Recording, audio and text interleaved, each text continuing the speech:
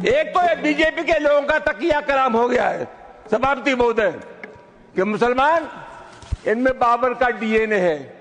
उप सभापति महोदय मैं जानना चाहूंगा कि बाबर का डीएनए मुसलमान में है। हिंदुस्तान का मुसलमान तो बाबर को अपना आदर्श मानता नहीं है, वो तो मोहम्मद साहब को अपना आदर्श मानता है, सूफी संतों की परंपरा को अपना आदर्श मानता है। लेकिन सभापति महोदय मैं जानना चाहूंगा कि बाबर को लाया कौन? बाबर को इब्राहिम लोदी को हराने के लिए राणा सांगा लाया था। तो मुसलमान तो बाबर की औलाद हैं और तुम गद्दार राणा सांगा की औलाद हो, ये हिंदुस्तान में तय हो जाना चाहिए। अगर बाबर की तो आलोचना करते हैं, राणा सांगा की आलोचना नहीं करते। सभापति महोदय ये बहुत सभापति महोदय ये देश की एकता का अनुभवी आदमी है, बातचीत में संसदीय मर्यादाओं का ध्यान रखें, संसदीय मर्यादाओं का ध्यान रखें। वो टाइम है जो भी चीजें संसदीय मर्यादा के अनुकूल नहीं है की लड़ाई में your time is over, you please sit. नमस्कार, स्वागत है आपका इंडिया एक्सप्रेस 24/7 में। मैं हूं प्रताप सिंह राठौर। आज हमारे साथ में भारतीय किसान मजदूर संगठन के राष्ट्रीय अध्यक्ष ठाकुर पूरण सिंह जुड़ चुके हैं।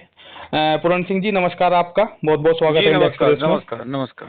पूरण सिंह जी, अभी संसद में एक बयान दिया है जो सांसद हैं रामजी लाल सुमन जी, उन्होंने जो वीर योद्धा राणा सांगा जी रहे हैं उन पर एक अभद्र टिप्पणी की है और आपने भी वीडियो देखी होगी, तो उसमें आपका क्या मानना है, क्या कहना है? क्योंकि हर बार जो महापुरुष होते हैं उन्हें जो नेतागण हैं वे टारगेट करते हैं। राठौर साहब, इस देश में पहली बात तो मैं ये कहूंगा कि संसद अब है ही नहीं जी। अगर संसद होती तो इतने भद्दे और टूचे बयान पे जो आदमी सदन में खड़ा होगा बोल रहा, उसकी सदस्यता समाप्त कर देनी चाहिए थी जी। आज उसका नाम यदि रामजी लाल सुमन है ना, तो ये राणा सांगा और उसकी 11 पीढ़ियों का युद्ध है जी। गद्दारी की बात करें, ये खुद देश के गद्दार हैं जी। और गद्दार नहीं, ये नीच लोग हैं जिन्होंने अपनी मानसिकता बढ़ाई कि बड़े लोगों को गाली दो, उन लोगों की गाली दो जिन लोगों ने इस देश की आन बान शान रखने के लिए 11 पीढ़ी तक युद्ध करे। आज हम लोगों को सदन मात्र इसलिए रहेगी कि सदन में खड़े होकर मात्र राजपूत समाज को गाली दी जाएगी। ऐसी सदन का इस राजपूत समाज को बहिष्कार करना चाहिए और जो हमारे नेता चुपचाप बैठ के इन सबको सुनते हैं उन्हें आवाज उठानी चाहिए। ये जो रामजी लाल सुमन जैसे लोग जो देश के गद्दार पहले भी थे और आज भी लोकतंत्र के गद्दार हैं, हमारी वोट लेके सदन में जा और फिर हमारे भगवान हमारे महापुरुषों को गाली दें, ऐसे लोगों का बहिष्कार, हम लोग तो सामाजिक बहिष्कार करें ही करें, लेकिन ऐसे लोगों की सदस्यता भी समाप्त होनी चाहिए। क्या आपको लगता है कि सपा सांसद ने यह बयान किसी उद्देश्य से दिया होगा? इस देश की परंपरा होगी, इस देश की परंपरा होगी, समाजवादी हो, बसपा हो, दलित लोग हो, इस देश की परंपरा होगी इस जाति को टारगेट करने की, इस जाति को गाली देने की। अभी जेएनयू में सुना होगा आपने 4 दिन पहले, एक अनपढ़ नहीं, गंवार नहीं, बुद्धिहीन लोग नहीं, पढ़े लिखे जेएनयू में ढपड़ी बजा के ये कहें कि तिलक तराजू और तलवार इनके मारो जूते 4, और वो फिर भी जेएनयू में रहे। तो मैं नहीं मानता कि इस देश में सदन है, इस देश में कानून है और इस देश में कानून की कोई मर्यादा है।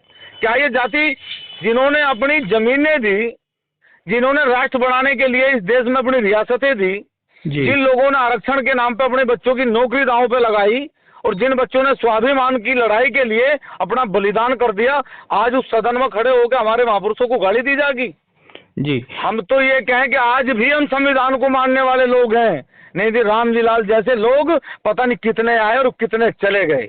हम भारत में रहें और भारत हमारे पूर्वजों का देश है, हमारे भरत के नाम पे देश का नाम भारत पड़ा, इसलिए हम भारत की गरिमा और संविधान का सम्मान करते हैं। रामजी लाल जैसे टूचे लोग, नीच लोग, कमीन लोग न जाने कितनी बार संसद की गरिमा को ठेस पहुंचाएंगे और उसकी गरिमा को तार तार करेंगे। इसलिए मेरा देश की सरकार से निवेदन है, उन्होंने कहा कि भाजपा के लोग, यदि ये भाजपा को टारगेट करके कहा तो भाजपा ऐसे लोगों के खिलाफ अविश्वास प्रस्ताव लाके इन्हें हटाने का काम करे। यदि देश की सत्ता में बैठ के ऐसे लोग हमेशा बोलते रहेंगे तो लोकतंत्र की मर्यादा तार तार होगी। समाजवादी के सांसद है, क्या आपको नहीं लगता कि अखिलेश यादव पे इस पर कोई एक्शन ले? नहीं, लेना चाहिए। अगर अखिलेश यादव, मैं ये नहीं कह रहा कि वो किस जाति से किस पार्टी से हैं, यदि अखिलेश यादव को ऐसा लगे कि इस देश में उन महापुरुषों के अपमान की ये कड़ी है, यदि उन्हें ऐसा लगे कि ये देश बाबर हुमायूं का नहीं है, ये देश अकबर का नहीं है, औरंगजेब का नहीं है, ये देश राणा सांगा और महाराणा प्रताप, पृथ्वीराज चौहान, बप्पर रावल का देश है, ये देश राजगुरु सुखदेव भगत सिंह का है, ये मदन लाल ढींगरा खुदीराम बोस का है, ये मंगल पांडे का नगर, ये माता लक्ष्मी बाई का देश है, ये माता पद्मनी का देश है, ये बाबर का देश नहीं है।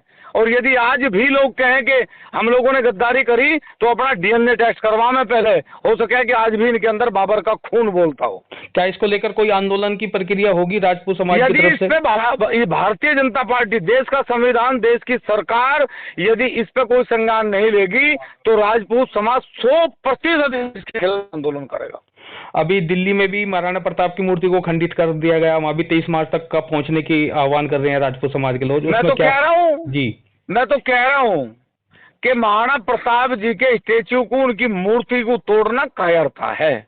हम तो कहें यदि आज भी आप लोगों के अंदर खून है, यदि आज भी आपके अंदर कोई लड़ने की क्षमता है तो चैलेंज करो और लड़ो जी। बाजू पे कभी एक बार करके तो देखो। अरे हम महाराणा प्रताप के वंशज हैं, हमारी बाजू पे वार करके देखो ना जी, हमारी बाजू पे वार करके देखो। मूर्ति पे वार कर, कायर लोग करें मूर्ति पे वार जी, और जिन्होंने ये कृत्य करा उन लोगों को सजा दे। हमने कहा कि कल 23 तारीख में क्षत्रिय समाज दिल्ली जाएगा, यदि सरकार नई मूर्ति का निर्माण नहीं करती और उन लोगों के खिलाफ एक्शन नहीं लेती, पूरे भारत में आंदोलन करेंगे। और ऐसे जो ये रामजी लाल जैसे टूचे लोग आज भी संसद की गरिमा को तार तार कर रहे, ऐसे लोगों के खिलाफ पूरे देश में आंदोलन करें। अध्यक्ष जी, ये नहीं लगता कि क्षत्रिय समाज को जो सभी दल के जो नेतागण है, जो विपक्षी दल के नेतागण है, कुछ टारगेट करते हैं किसी बात को लेकर, उनके मान स्वाभिमान या उनके इतिहास को लेकर टारगेट किया जाता है, तो इसमें कुछ राजनीतिक तत्व भी घुस जाते हैं, तो इसमें कुछ लेकर कुछ माहौल खराब करने की भी स्थिति हो सकती है? राठौर साहब जी, हमारे लिए ये कोई ऐसी परंपरा नहीं है कि हम लोग पहली बार ये सारी चीजें झेल हुए।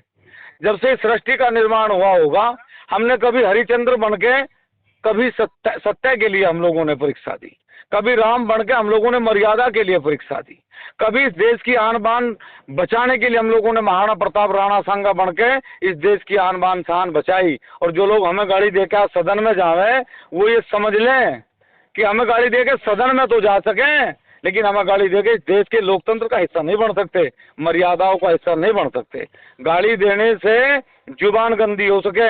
हम तो कहें ना, हम जिंदे हैं अभी, ये क्षत्रिय समाज अभी जिंदा है। अगर आप लोगों को ऐसा लगे कि संविधान से अलग भी युद्ध की परंपरा है तो एक बार युद्ध का ऐलान हो जाना, पता लग जाएगा कौन किसका वंशज है, कौन गद्दार है, कौन बलवान है, कौन शक्तिवान है जी। कर दो एक बार घोषणा, जिसका मन करे देश में वो करे एक बार घोषणा जी, और करे एक बार युद्ध, कह दे एक बार सरकार कि जो भी जीतेगा वही देश पर राज करेगा, हम लोग फिर मरने कटने के लिए तैयार है। एक बार घोषणा तो करो। कभी मूर्ति तोड़ना, कभी गाली देना, कभी फेसबुक को गंदा करना, कभी लोकतंत्र के मंदिर को गंदा करना, ये टूची मानसिकता का परिचय है। हम लोगों के अंदर राम की मर्यादा है, हम लोगों के अंदर संविधान की मर्यादा है। जिस दिन हम लोगों ने ये मर्यादा का पालन करते करते संघर्ष का रास्ता अपनाया तो न रामजी लाल जैसे लोग रहेंगे, न गाड़ी देने वाले लोग रहेंगे। अगर कोई एक्शन नहीं होता है तो फिर क्षत्रिय समाज क्या करेगा? आंदोलन नहीं करेगा। इस बार आंदोलन का हमारा कुछ नहीं है, बदला लेंगे 100% उसी भाषा में जो इस बार भी लिया था जी। बड़ बोले लोगों को इस बार भी आईना दिखाया था और फिर बदला लेंगे। लोकतंत्र के उस मंदिर में जाने से रोकने की फिर कोशिश करेंगे और फिर ऐसे लोगों को मंदिर में जाने से रोकने का प्रयास करेंगे। बहुत बहुत धन्यवाद अध्यक्ष जी, इंडिया एक्सप्रेस से बात करने के लिए।